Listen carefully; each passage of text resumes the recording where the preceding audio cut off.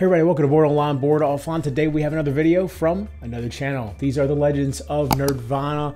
3 people who are working their way through a 3,000 game collection, and then, if I know gamers, adding more to that collection before they finish working their way through it.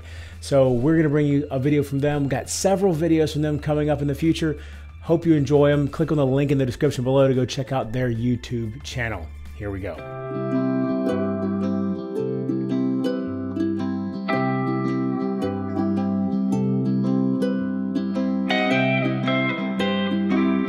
Hello everyone, we are here today to review Roll for the Galaxy. Amidst fireworks. Yes. It may still be close to the 4th of July right now. So people are going crazy outside with fireworks. So if you hear any popping, we're not getting shot at while we do the review. Although we would for you guys, because it's that important. And Randy would totally take a bullet. Well, for some people. You on the left, not so much. Alright. So, as far as the, this is Rio Grande Games. Is this one still in print? Well, we haven't done something else first. Ah, hit the subscribe button. If we're still alive after this, you'll want to see these videos, because they're important. I think so. I think you can still get it. I saw it on some websites like Card House and stuff for relatively cheap. The MSRP is $59.95, but I saw it cheaper, like just $39 or something like that. So, wow, inflated by $5. It's a darn shipping from China right now. But the game came out in 2014. Pretty good score for on Board Game Geek. It's 7.7. It plays 2 to 5. Designer is Wei Hua Hyung with Thomas Lehman. Artists are Martin Hoffman, Klaus Stefan, and Mirko Suzuki. Publisher, like Randy says, Rio Grande Games. And then I saw on the Geek Market too, there's a couple of cheaper copies, probably like dinged or dented versions for $25 and $29. 2 expansions, Ambition and Rivalry, are also available. Yeah. So this is part of the whole Galaxy series. There's Race for the Galaxy, Roll for the Galaxy, and then New Frontiers. There probably are other ones. Those are the only 3 that I'm thinking of right now. This one is dice based, obviously, because it's Roll for the Galaxy. Have components are these smallish dice. They're pretty neat looking, but they are small. There's a lot of them. Yeah, there's a big bag of them.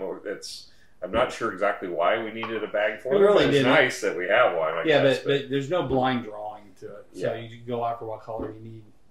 Yeah, and then you got these cups. The cups are really cool. They are, but it's extremely loud when you're shuffling the dice. Well, that's what it makes it cool. You're making a lot of noise when you roll. It's awesome. You attract attention. You don't hear that in space, though, Randy. Well, you would be dying in space, and the dice would be floating out of the cup. So there's that. All right. So other than that, you've got cardboard pretty much. It's just cardboard tiles, cardboard tokens for victory points. You've got a little. This is really not even cardboard. It's more like a paper, thick paper. And I don't like the hiding the screens. The screens are not very sturdy. I mean, they're good cardboard quality, but they don't bend well. And they have all the information you need on them too, so they're your cheat sheets too. Yeah, I didn't use hardly any of that. So I guess the dice face distribution, I didn't even see it was on there. That's pretty cool. I looked at a lot to remind myself on victory points and how much money you get for the consumption and the selling of dice. Some of it's a little redundant. They got trade prices over here, which are the same as the ones over here. So some of it's a little redundant. So, but all in all, it's and you have little wooden meeples that look like they're running. Yeah, it tracks your money. Yeah. It looks like he's more like he's running off with your money. It's like a little thief. Get back my money, jerk. Yeah. So, I mean, it's decent components. Yeah, it's not bad. I think it's probably, I'd say, probably 6.5 is where I'm at on it. I think I'd go a little higher because I think the cardboard's pretty good thickness. Well, it is. And it's got a texture on it. And you got a lot of it. So I think I'd go just a little bit smidge higher. I'd go 7. Okay. As far as theme, it's definitely a space themed game. For sure. It's pretty much layered on though. I mean, it's but the nice thing about it is does, like Randy mentioned, it's part of the whole Galaxy, I guess you call it, series. But it follows the same format as the other games. So thematically, I think that fits really well. So if you're comfortable with Roll for the Galaxy, excuse me, you'll be able to pick this up easily, I think. And so I think the iconography is the same and all of it. So I like that a lot. Yeah. I mean, they kept that consistent even with the New Frontiers, which is really Space Puerto Rico. Right. This one, I mean, while it's got some of the same, the role selection in this case is a little different in the way you select. So it's not quite Puerto Rico, but no, but I think this is almost. I think this is Race for the Galaxy, the dice version. Yeah, it's definitely Race for the Galaxy. So, but I like thematically how it's all consistent. So I think that gives it a bonus point for me, is the fact that they're consistent. With everything. So. Yeah. So what are you thinking for theme? I'm thinking theme. I think it's a 7.5. I think if it wasn't consistent, I was going to go. I think you're right. It's very layered on, and I think a 6.5. But with the consistency, like I said, it gets a bonus point. I'm a 7.5. Okay, I'm probably more of a 7 just because there's really no story to this. It's just, there isn't. I mean, there's no reason it has to be space. There's no reason. But I like the fact that it's space. I mean, I really enjoy space games, so I don't mind the fact that it's layered on and it's space. You know? Right. So moving on to the rule book. The rule book is actually a little hard to read. We had some confusion around how the dice work. Because there's a lot of, when you roll the dice, you roll behind your screen, you get one roll. There's no re-rolling in this, which we'll get more into when we go through gameplay. But when you put them behind the screen, you have to choose an action to trigger. And it isn't clear in the book if the die that you use to allocate to the die to trigger the action is part of the count of your dice that triggers or not. You know, it's really kind of vague. And we think we understood it to where it does count as part of the action. Yeah. So, and it did significantly speed the game up a little bit, and it made it. I think flow. It almost has to be after we started playing, and we realized that you could be in a situation where you can only buy one die, and you have no other dice. Now you can recall dice, and that could solve some of that. But you know, when you're early in the game, when you have very few dice to choose from, getting it where it's only one die, you could potentially have no actions if you allocated it. So given that fact, I think it almost has to be that way. But it was very frustrating when we started out the wrong way, and it was like, okay, we're doing nothing on our turns because we're getting no return out of our die. So it did make things not quite as fun at the beginning, and then I think it ramped up. As soon as we changed that and realized that was probably wrong, it made a huge difference. It really did. And I think in the game, you know, we're going to base the score on the second, the second 2/3 of the game, I would say. Thankfully, I don't think we played that many rounds. No, with it wasn't that many rounds, but it did. I think it would discourage Miranda from the game early on. Given that. And the other thing, too, that I like thematically, too, is the fact that it's a little asynchronous. You get to start with different dice or different abilities compared to each person. I like that, too. Yeah. Well, we're on the rule book right now. That's true. So, as far as the rules, I'm going to probably give them a 6. You know, it's not real hard to read, but it was a big miss on our part, and it was hard to understand that. Yeah. You think maybe that if you're familiar with the other games, that maybe they took that into consideration? Like they're just going to assume you know some stuff. I don't. It's been a long time since I played Race for the Galaxy, but I don't recall there being that situation where you're allocating an action and you're potentially using one of the dice to trigger it. You know, it's more the cards that you have and how it plays out. So I don't recall it being a problem before confusion, but it did cause us some confusion. This is one of Nick and Vic, some of our co-creators, one of their favorites. We probably should have reached out to them and said, "Hey, we got a question." But it caused us a little confusion. So I think a 6 is probably fair on the rule book because there's not a lot of examples. There are actually very few examples in this book. And I'm definitely interested to see if the expansions make the rule book a little bit easier or different. Yeah, it got examples, but they're all pictures, just pictures with arrows with no description around them. As far as the gameplay in this, it's once we got it down, it wasn't hard. It moved pretty fast after that. The one grievance I will say I don't like about this game is that it's very easy to cheat. If you're into cheating, or even make a mistake, because if you flip a die accidentally. Yeah. Because you're playing everything hidden behind a screen. Yeah. And I've got some friends that just absolutely refuse to play games like that because of the fact that it is, there is the capability of doing it. Absolutely. So you're going to roll a set of dice. You're going to get, depending on your starting scenario, you're going to have a different combination of dice, as Rob pointed out. So you're going to get 3 base dice, which the white dice are just the basic dice you get. And you're going to get those in your cup. And then you're going to get 2 white dice in your starting area, which is your citizenry. And then you may get some other combination. You might get more dice in your cup. You might get more dice in your citizenry. Miranda had it where she didn't get any dice up front, but she got a bunch of money to invest in dice in the future rounds.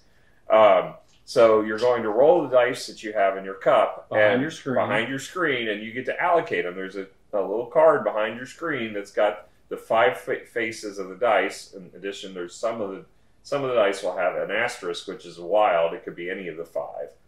And then you're going to choose which ones you're going to line them up underneath, but you're going to choose only one of those to trigger. And the hope is that somebody else at the table will trigger one of the other choices that you've got lined up. The 5 choices out there. If they don't trigger, those dice are wasted and they go back in your cup for the next round. So if you can get them to you look at kind of what your opponents might do and kind of assume and say, okay, well, I'll trigger this one. And hopefully roll the right die. So. Yeah. So there's, unfortunately, if 2 of you choose the same action, everybody gets that action anyway, but it's kind of a waste if 2 people do it because those dice you're only going to have 1 action to choose from instead of 2 in that And there's a little bit of mitigation in the fact that you could use 2 dice, or you can waste a die. We call it waste, but you're using a die to change the die fate of the second die. Yeah. So you can help mitigate a little bit, but you're not using that first die. So, Mm-hmm. And I got lucky with one of the tiles I drew at the beginning where it let me actually set a die automatically to ship for free without wasting a die. Now, granted, I didn't take advantage of it until the very end as far as shipping. But, yeah, I mean, at least it mitigated where I didn't have to burn a die if I really wanted to ship. And I think having all of them be the same actually helped me a lot early on as far as the brown, all being the brown tiles. So the tiles there's 2 ways to end this game. You can get 12 tiles. You start with 3 by default. Right. But if you get 9 more and you get 12 total tiles in front of you, that will trigger the end of the game. Or based upon the number of players, there's 12 victory points per player. So there were 36 because we had a 3-player game. If you exhaust those victory points in that pool, then that will trigger the end of the game. And then additionally, there's additional victory points if it goes over. Right. And there's in-game scoring ones too. Yes. So at the end of the game, you're going to get points based upon your tableau of your buildings you've built, the value that's in the upper left corner on them, which is also the cost of the building. Right. And victory point chips. And the victory point chips you have. And then there's also some tiles that have in-game victory point bonuses.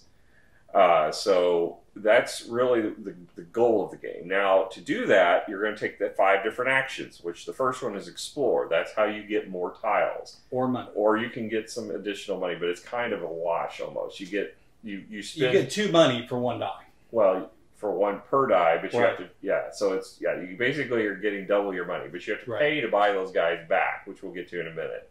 So it's mainly there for getting tiles, but it's also a source of revenue. Develop is how you build the diamond-shaped tiles, which are basically kind of ongoing effect bonuses that you get.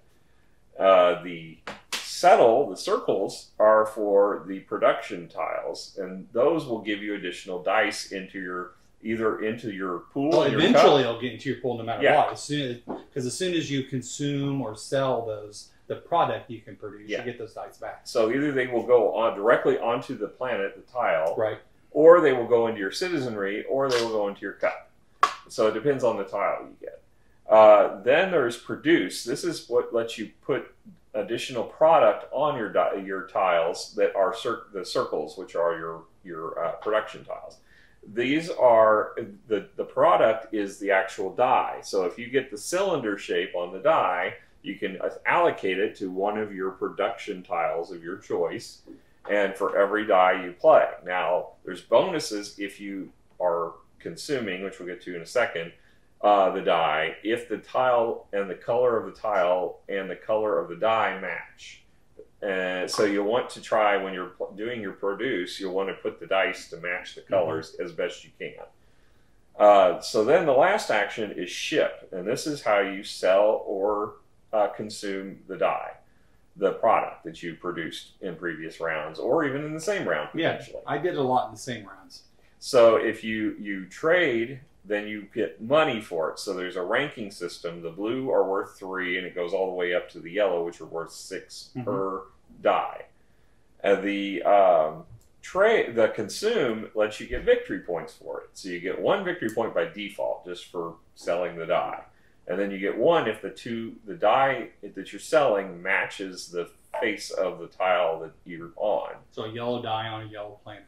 And then the you get 3 points if the tile and the die you triggered it with all are the same color. Which I managed to get a lot of points at the end in one fell swoop, because I had those 3, plus I had a tile that gave me additional bonus victory point, and another one for having sold brown. So all of my tiles being brown, I was able to get like 10 victory points in one fell swoop. So that was really cool.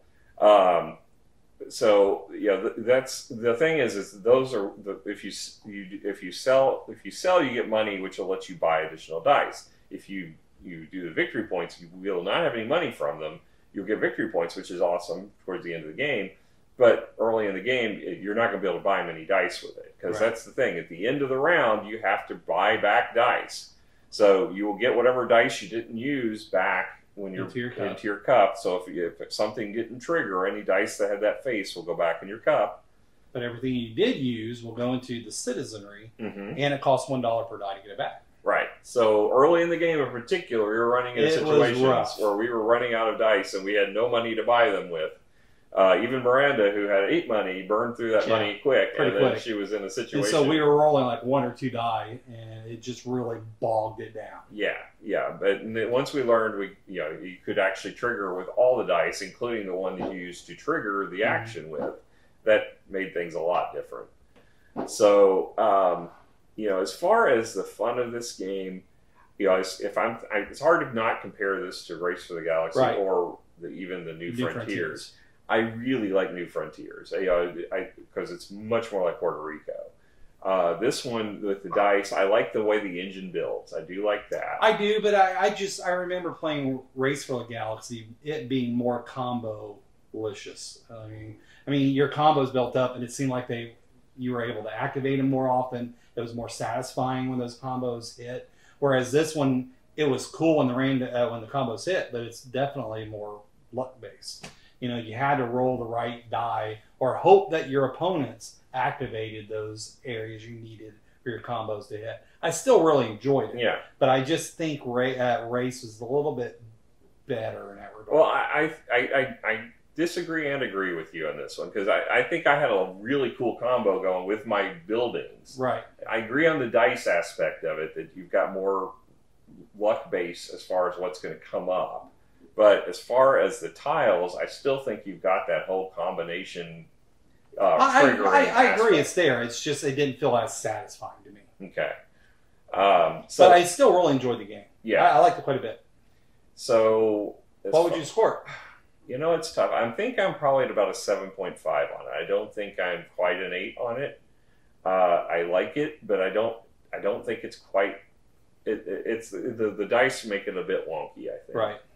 And I think it is fun. I do like the engine. I like it. It feels like it stalls before I want it to. It's like the game's over at 12 tiles, or when the victory point pool runs out, and that's really quick once it starts going. So my engine just started rolling, and immediately it stops. But then again, that's the way a lot of the engine builders work. I think 7.5 is a good score. One thing I don't think we mentioned, kind of applies more to the thematic, but we didn't talk about it. The art is really nice on a lot of these tiles. The art is really, really good. So I think that's a cool thing to point out as well. And one other thing, when you do get tiles from the Explore action, we didn't. They're really all talk about. two-sided. They're two-sided, so you get to choose which side you want to play them on. You always have a production side and then the develop side. Yeah, so you can stack it that way, where you can choose which bonuses you're going to get and so on, and go for if you are desperate to get tiles down quick and you want to build the cheap ones, you can do that. Or if you want to not use one of your slots for the 12 buildings until you get a really good high cost one that's going to give you a lot of victory points, you can do that too. Mm-hmm. So there is a lot of strategy. Plus, as part of that action, you can burn tiles that you've already got in play to draw more tiles. So if you've got ones that you didn't really want to get because you have a bad draw, you can burn those and you get to draw that tile as replacement plus one each time. So you always get one more tile than what you started with. And then I don't know if you can see it very well, but you can actually have multiple buildings on a stack, and then you just build from the top down. So if you get enough die for, let's say, the settle action, you could potentially build multiple tiles. Yeah, I never did, but I didn't either. Yeah. But it's definitely a possibility. Yeah, I was really proud of myself when I managed to roll enough asterisks to get 10 victory points. No, well, not that one too, but no, I had a 5-level diamond, and I rolled 2 diamonds and 3 asterisks to be able to build it in one fell swoop. I was like, yes, I don't have to waste dice and have them sitting there. And that's kind of the thing that kind of slowed me down. It didn't bother me, so I want to make sure that I don't want to list this as a negative. But when I use my dice on the develop, because generally your develop tiles are more expensive than the production planets. They just sit there until either I decide to pull them back or I build up enough to be able to then develop that colony or planet or whatever. There was one round I got really burned by it because both the diamond and the circle triggered, and I had 4 of each. So all of my dice were tied up, and I had to pick one. It's like, okay, I'm going to go because I had 2 big buildings, and I had 4 dice allocated to both of them. And it's like, no, one of them's going to get purged. But I think that's part of the fun. That's part of the tension of the game, and I like that. Yeah, I like that too. I mean, I thought that was pretty cool. I mean, it was frustrating when it happened. Right. I like the fact that I had to make that choice. Sure. So, yeah, I think 7.5's where I'm at on this. I think so too. So, all right, well, that's our opinion of Roll for the Galaxy. Love to hear what your all thoughts are. Go ahead and put them in the comments. Again, hit that subscribe button. Well, hit it once. Don't hit it twice. Just once. And the notification bell. Yep. All right, till next time. Bye. Bye.